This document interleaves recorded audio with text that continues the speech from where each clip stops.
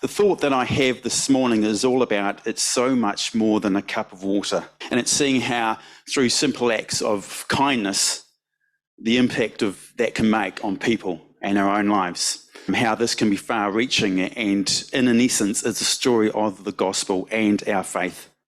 Now, if we think of it just a minute about water, it makes up about 71% of our planet, of Earth. But out of that, only 1.2% is drinkable. And out of the 8.1 billion people who live on the earth as of yesterday via Google, 2.2 billion have no access of what we take for granted, fresh, clean water. The thought this morning is much more about giving a cup of water to someone.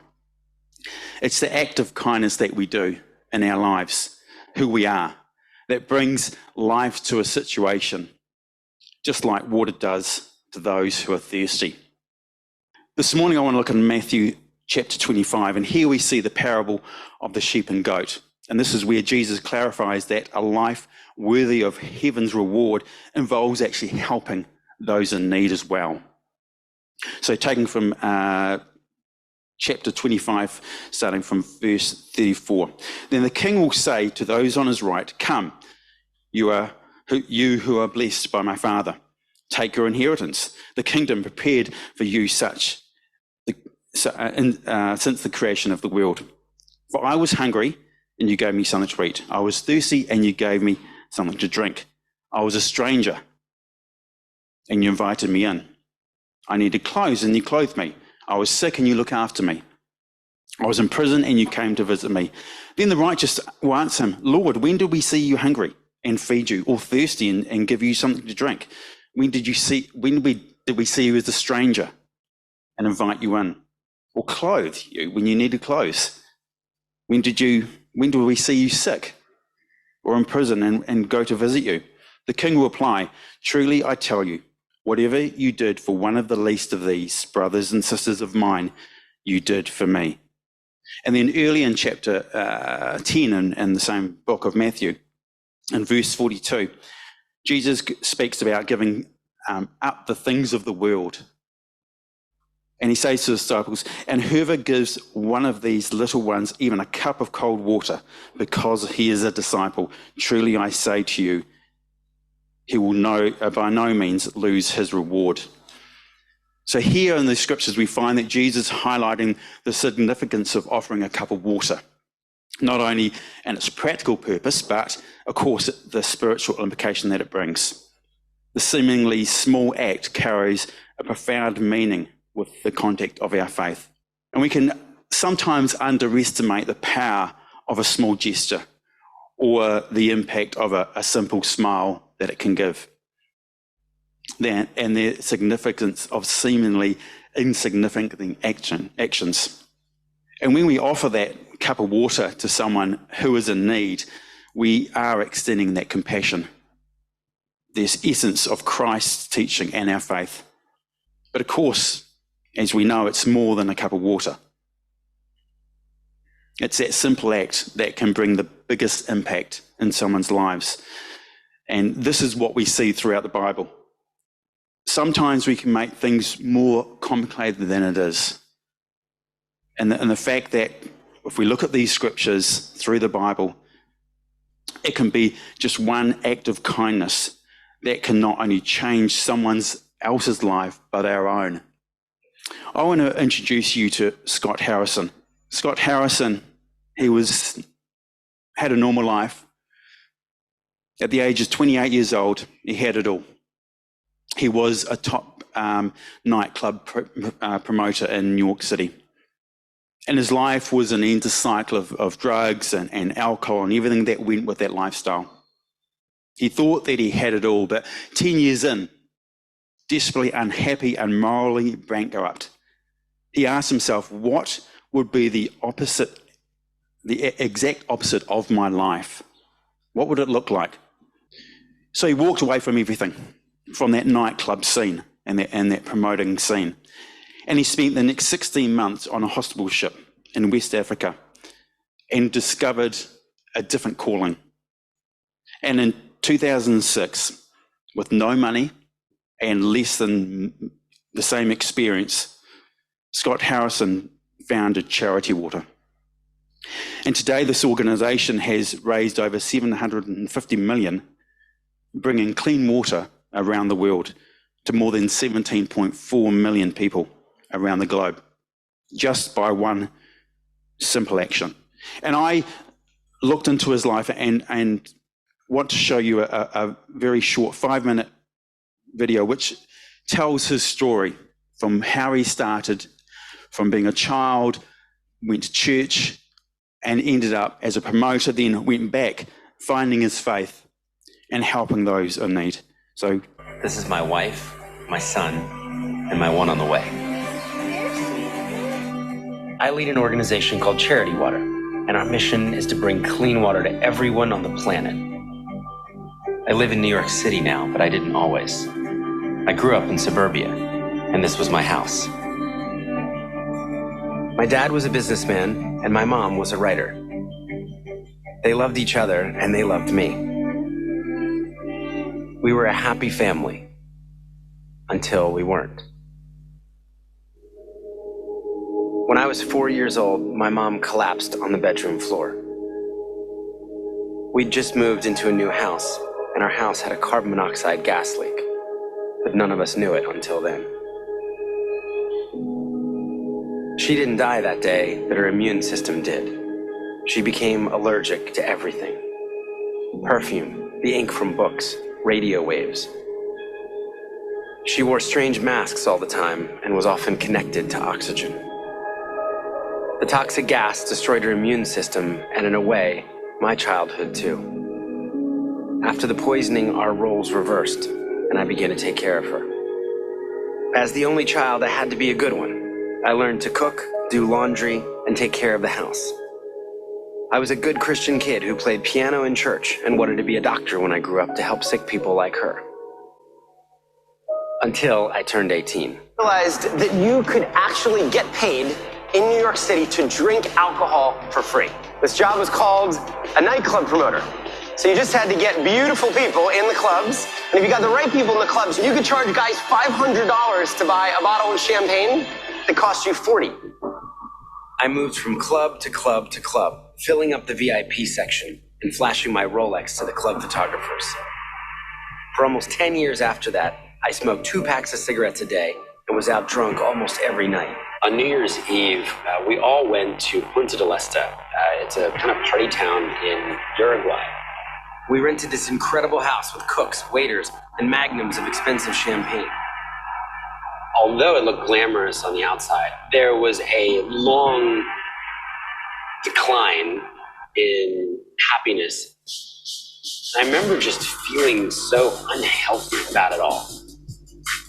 The next day, the party was still going, but I wanted the music to stop.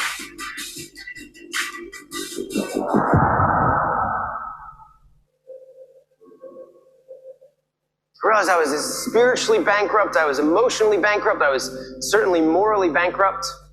I tried to find my way back to a very lost faith. I wanted things to be different.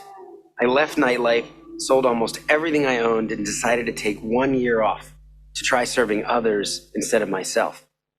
I'm filling out these long applications for these very credible humanitarian organizations that have long histories. I put in the applications and then I wait. And I guess I should not have been surprised, but I am denied by all of these organizations. They won't even let me volunteer because of my past. So they're like, what do you do again? We're serious people.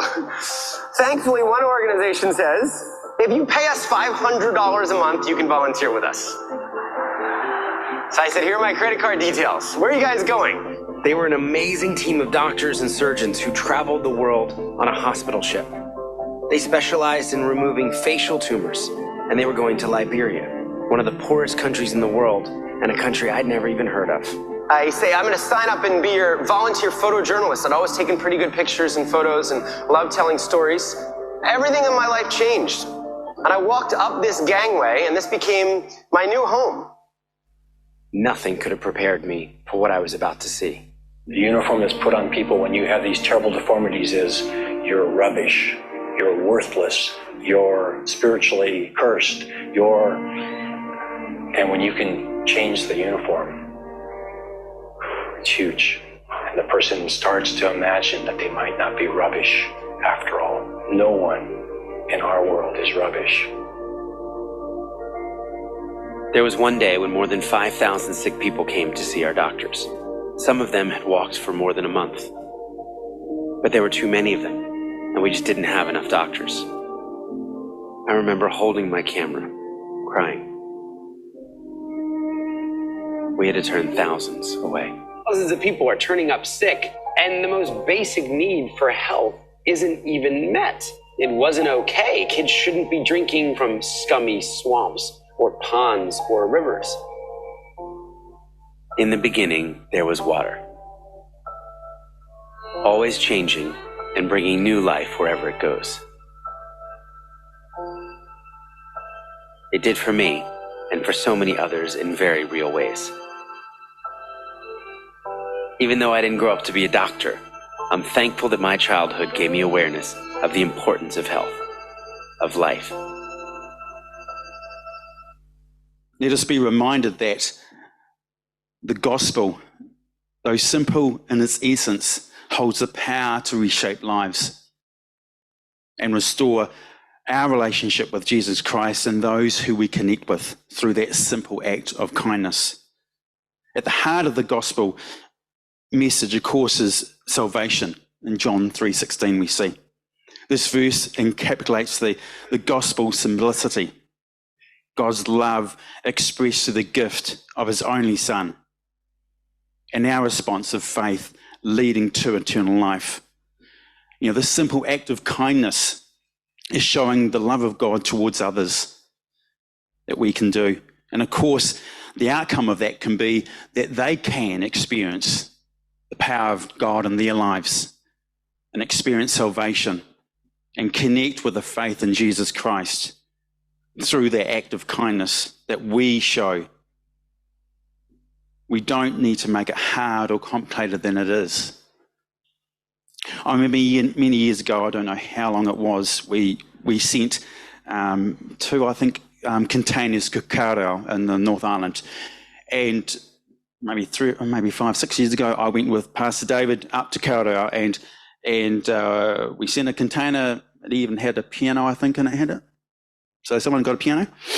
But that act of kindness, you know, we were up there and they filled the church, they emptied the container, they filled the church, and we were waiting outside until the doors were opening. And they had things outside, and we were just mingling with the community and chatting with those who are turning up to see what's available. And, you know, the questions that we're getting asked is, why are you doing this? You know, why are you doing this for us? And of course, we could share that it's the heart of God. It's the generosity, the love of God that we will show. You know, we could have done it here, and we did it there. And we are doing it here, of course, in many ways. You know, what this church did through that community in Kaurau was not hard. It wasn't hard at all. Even arranging the container and freight, which I looked after, it wasn't hard. A few hurdles to go through, but it wasn't hard. It was easy. Everything happened. Everything fell in place. We got freight, free delivery up to Kaurau. Because it came, I believe, from a heart of generosity, a heart of kindness, from not only this church, but from the church that Pastor Matto was leading at the time. The act of kindness, that simple act that can make a difference in someone's life. You know, every day we can miss opportunities that come our way to be kind, you know, in order to save a few seconds. One author writes, when we treat people as obstacles or as a means of getting things done, I become a smaller person. You know, Paul says in Galatians 5:22, you know, one of the fruit of the Spirit is kindness. I want to encourage you today that whatever it is that you do to show God's love through an act of kindness, It is so much more than you think it is. It is so much more than a glass of water. You know, if we extend that act, if we extend that kindness with no thought of reward, you know, what am I going to get out of this? That is where we see the true meaning of the gospel of Jesus Christ. Because it's not about us, it's not about me, it's about what we give. It's about him. It's about showing God's love through us and showing that to other people.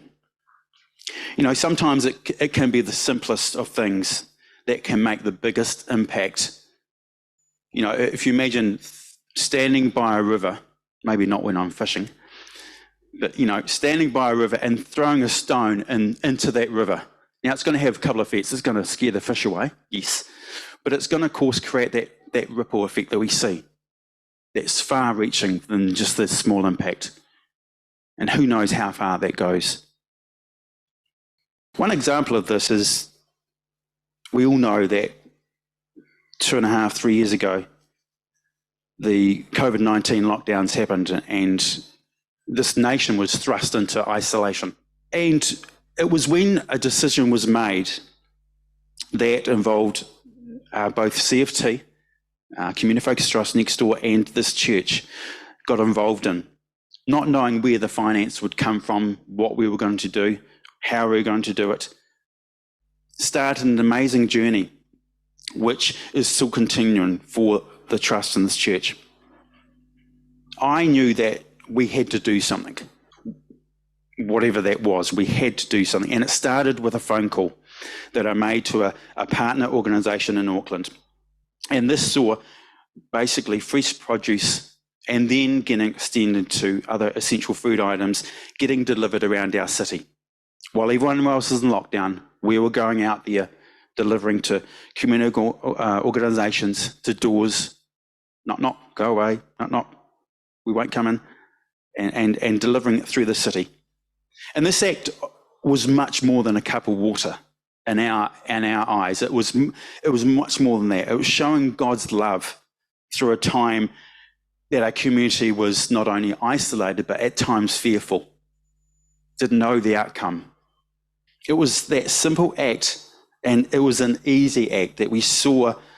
Then we started seeing the blessing of the finance coming in to pay for this, because we had to pay for it eventually. And it covered everything that we did and that we still do throughout the community. And, you know, I'm amazed about the funding that not only CFT has received, but the connection that we have with Empowered Church throughout the time. You know, it's an outcome that is far-reaching than I would imagine. And again, it's not about just giving someone a food parcel or giving someone some fresh produce. It's much more than that. It's showing, who are you? How are you connected? It's showing God's love through that. That scripture that says, do not despise these small beginnings, for the Lord rejoices to see the work begin. And that is today's message. It starts with one simple act. And who knows what the outcome will be of that act that you give, that you reach out to someone. Can I encourage you, we don't need to make it complicated, because at the end of the day, it is that cup of water that we're giving someone.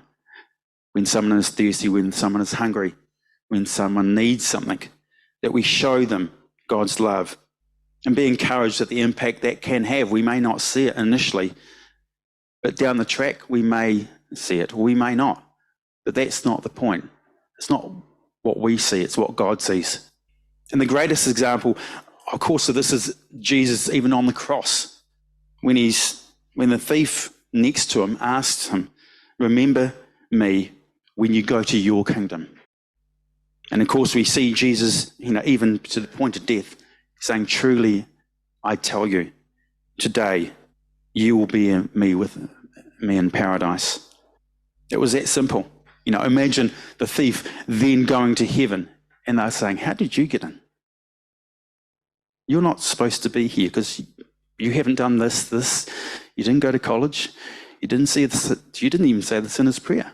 And he would have, I don't know, he may have said, well, the guy in the middle cross said I could come. It's that easy. God showed the greatest act with even a greater reward.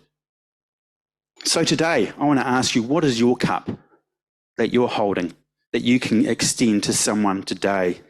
No matter how small you think it is, that is not the point. Because as you give, as you help, as you connect with someone, even sitting down and with someone over a cup of coffee and paying for that cup of coffee, you show the love of God through that. And that is the gospel. That what matters about our faith. If we think about acts of kindness throughout history, one of the most well-known acts of kindness, I think, happened in 1914, and it was called the Christmas Truce. And it was the act of kindness on Christmas Day where the English and the German troops in 1914 during First World War, after 5 months of battling and fighting on the Western Front, they stopped and they called a major truce on Christmas Day. That's where we saw many people, 10,000 troops, take part of that feast of silence, that truce. And it wasn't just a ceasefire.